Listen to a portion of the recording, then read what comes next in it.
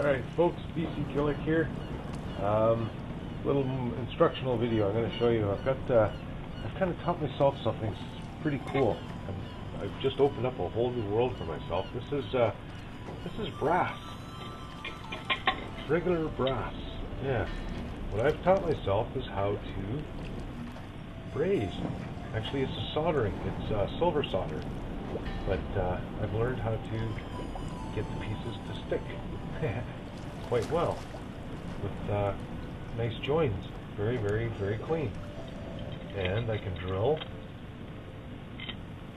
but I can make them airtight. So I guess steam engines aren't out of the question or anything now.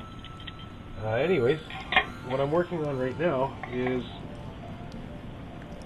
these three tubes and this little tube here are going to make torpedo launch assembly for my 1/100th scale HMCS HURON. So I'll just keep you posted as the pictures come along. Alright, I'll talk to you soon. And all I'm using again is a propane torch, some lead-free tinning flux,